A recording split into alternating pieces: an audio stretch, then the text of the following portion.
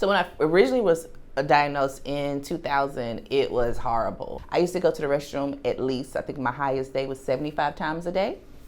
Where now I'm a good day, maybe 7, and I think that's a pretty awesome experience coming from my highest versus to my lowest now. I met Danielle with our work through the Crohn's and Colitis Foundation. She was part of that, and I had been as well pretty much all my career. Through that connection and taking care of her for over a decade now, I was happy to be able to support her throughout at least half of her journey. And I work as much as possible to keep her in remission of her disease.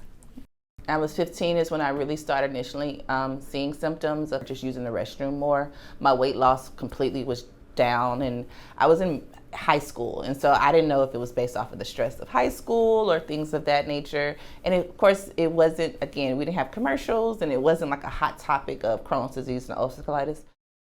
Listening to the patient's important because they have much to say. They know about their disease. They're living this every day of their life. And if we don't listen to them, then we may not be able to take the best care of them either. Hey, how is this affecting your general day-to-day life? Are you not going to school? Are you missing work? Are you fatigued and can't do any house, can't even wash the dishes? Like, those kind of things actually matter, and in fact may matter more so than the specific GI questions that we ask. So really understanding from the patient's perspective is huge to build up that relationship and that trust, and for us to be able to better take care of that patient as well.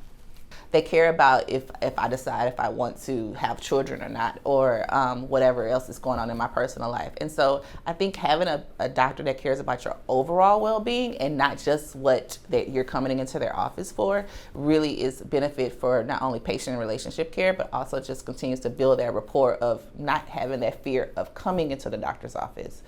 So I'm super excited to initiate this Fondren IBD transition program. We've been working closely with Texas Children's Hospital and our adult IBD specialist as well in promoting this because there's a huge need. When they move to the adult side in general, it's like, okay, now here you go, you've graduated and here's the GI doctor, and that's it. So what we're trying to do is smooth out that transition. I think it's great. I think it's something that as us gut brothers and sisters have been talking about for so many different patient and doctor panels and how the transition can work. If you think about one of the number one issues that we possibly are fearful of leaving our pediatrician is because of, well, what about if the new doctor don't know me? I've been with this doctor for pretty much my whole life. How is that going to work? So this transition is be able to build that rapport before it's actually time to be 100% a patient. You'll be able to see which doctor is going to work for you, which doctor is going to be able to assist you, which one that you actually vibe with.